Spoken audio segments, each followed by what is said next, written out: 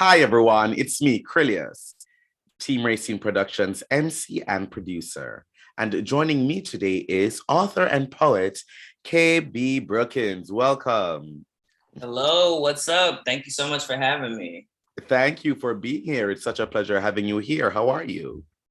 I can't complain. I can't complain today. The weather is fine where I'm at. Finally, after some kind of like wintry climate. So I appreciate that. Mhm. Awesome, awesome. Well, I want to start this off by just having you tell our your viewers who KB Brookins is. Give us a little bit about your background and experience.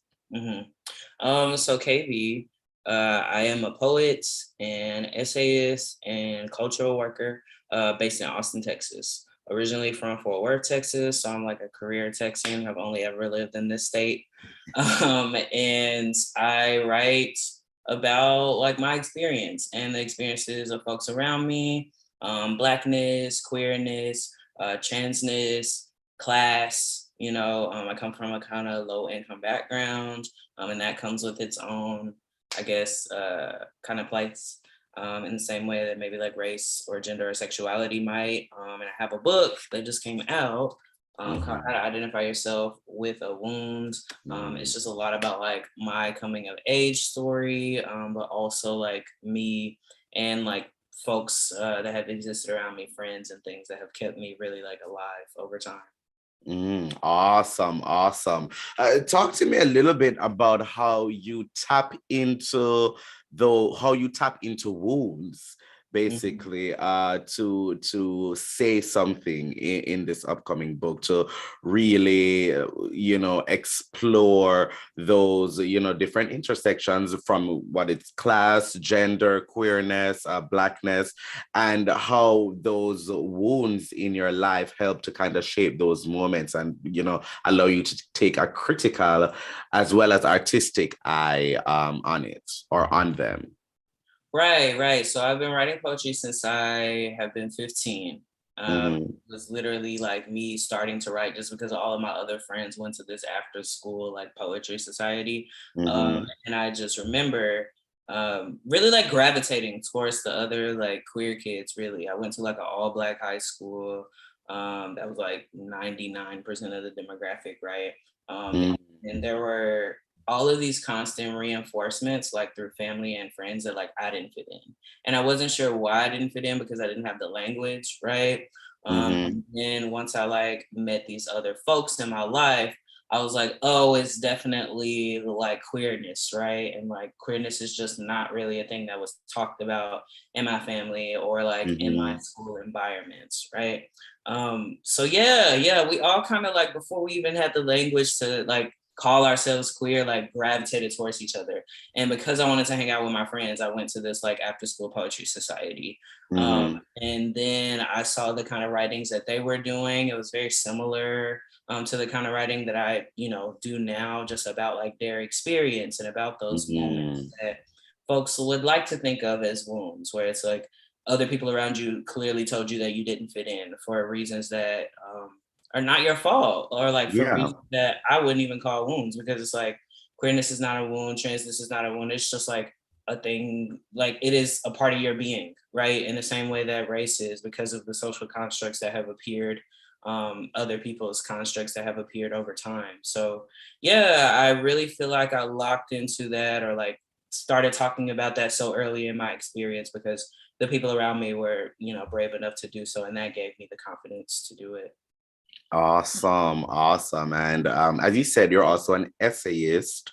Mhm. So when it comes to prose, I'm sure you explore those same type of themes. Where have you written? Like, if people wanted to see one of your essays or articles, where could they see one of those? And talk to me about some of the things that you usually explore when it comes to, your nonfiction prose writing.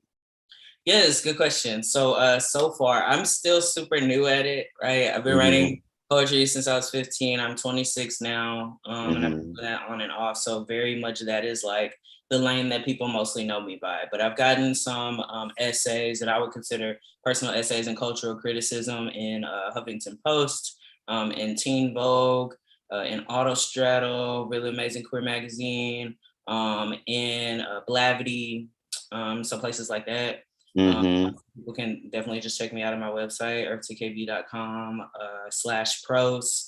And I also have a newsletter where I kind of like try out new prose ideas that I have. I have some like music reviews and stuff in there. Like I'm really trying to get Mm-hmm. into that lane of creative nonfiction writing. And some more like I would say like lyrical type essays, like essays that are really like informed by poetry that I've written or like what I know about poetry. And yeah, like really same themes. I think the genre really is just a container, right, for a thought. And I don't know, I felt like I had to kind of more plainly at a point like talk about some experiences, especially as I've been transitioning and noticing like how differently people treat me now Mm-hmm. than say they treated me like 2 years ago.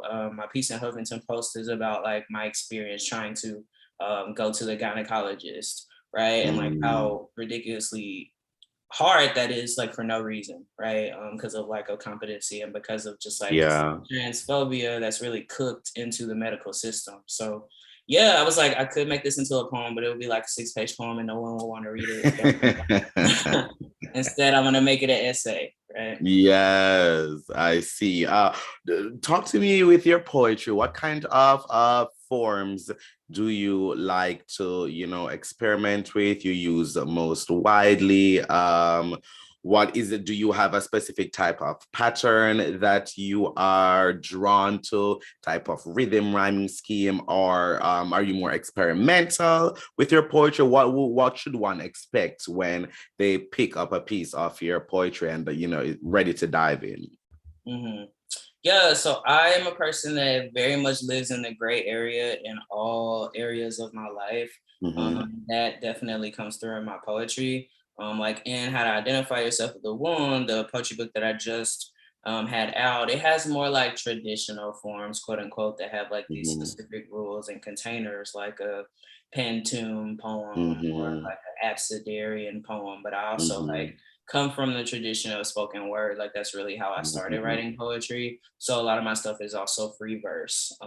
In the today of things, like in the past 6 months of things, I think that I am looking more and getting more curious about traditional form and how Ah. they want to incorporate into some newer stuff that I'm writing. But I would say this book that I have, there's a poem in there really for everybody. Like for the traditionalists that are like, ooh, I love sonnets, or like, um, Yeah.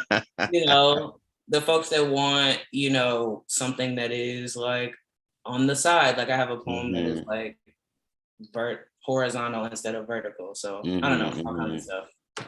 I love that. I love that. It's almost a queering of the art in itself as well. So that's always fun to explore. That's always fun to do. Looking into the future, what other things have you not explored yet that you'd like to explore or like to look deeper on or just create that you have not yet had the chance to do? Yes.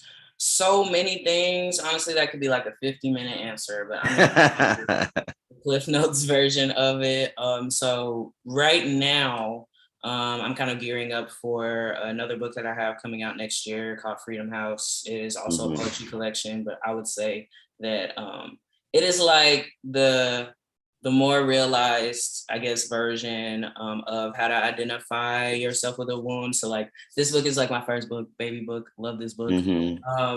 Most of the poems were written when I was like 23 to 24. I'm 26 now. So I think my writing style has just like evolved into something really interesting. Mhm. And Freedom House is kind of that book. And also I am like, of course, more so exploring prose. I have been over the past like 6 or so months. So I'm writing a prose book. And really Mhm. excited about that and how that's taking shape and And is this trying to fiction write prose or non-fiction prose? nonfiction, nonfiction. Non-fiction, okay. But I'm like, maybe like down the lines, I'm trying not to pile on too many projects, but like maybe down the line, I would be interested in exploring fiction, mostly through Mhm. like screenwriting or something, because I love Mhm. watching TV. Right now in my essays, I'm like, it's like kind of in the middle of personal essay and cultural criticism. So I love Yeah. looking at cultural pieces like TV, like music, like Mm-hmm. even like visual art and like writing about it. So I'd love to even like create some kind of like culture of my own through TV. Yeah. So Awesome. Speaking of, what on TV now are you culturally interested in? What on TV now that you're watching that you see is saying something that not many other things on TV is saying right now, or something that you really connect with currently? yeah, good question. So I like feel like I'm perpetually catching up on TV because I didn't have a Mm-hmm. TV in my life for like 5 years, from like Mm-hmm. 2011 to like 2016. So Mm-hmm. everything that happened during that time on TV, I just know. And I've been like just trying to catch up, like Yeah. watching stuff like Parks and Rec, which people were super excited about during that Mm-hmm. time. And also watching like all of the kind of like office mockumentary comedy and Mm-hmm. stuff like that during that time. And then I'm also seeing how successful things like Abbott Elementary are right now. Mm-hmm. Yeah. I'm just like, it's something so refreshing about like something that doesn't feel so high stakes. Because TV, I would say, is going through a period of like drama, like that needs to come to the forefront. And like Euphoria is probably like the biggest show on TV right now, right? Mm-hmm. And that's very like gory, graphic, and like I love stuff that is just like simple, like sitcoms. I really loved as a Mm-hmm. kid, and I still very much love. So I'm interested in that. Like, if I was to ever write TV, I would probably want to write a rom com or like a sitcom. Ah, I 'Cause see, I see. I love that. I love that. Well, what do you have coming up? I know you have a tour as well. Talk to me a little bit about that and what that entails. Yeah, absolutely. So right now I'm on tour. It's a bit of a virtual and IRL tour because Hmm. COVID is out here COVIDing. Um, Yep. but yeah, I have some shows, all over the place. Like this week I'll be in San Antonio. I just Mhm. wrapped up a show in Houston and some shows in Fort Worth, Texas, my hometown. I have another show in LA coming up. One is Kansas City. If anyone is at all interested in that, I am at earthtkb.com/tour. So earthtkb.com/tour. And, I'm going to be out here for a little minute. So, Awesome. And I mean, if people want to keep up with everything you're doing, follow you, and just learn more about just to get updates, how can they do that? yeah, they can hit me up on all of the socials. So Earth to KB, that is Mhm. my brand on all of the socials: TikTok, Facebook, Instagram, Twitter, all those things, the millions of apps.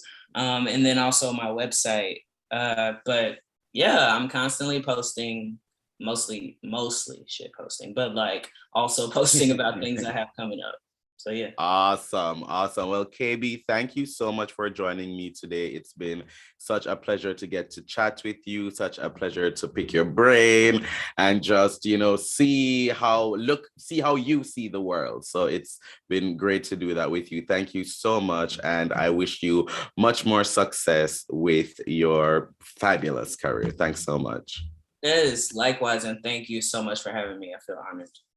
Awesome. And to those watching, please follow Team Racine Productions on all forms of social media at Team Racine and follow, like, and subscribe to our channel. But most of all, thank you for watching.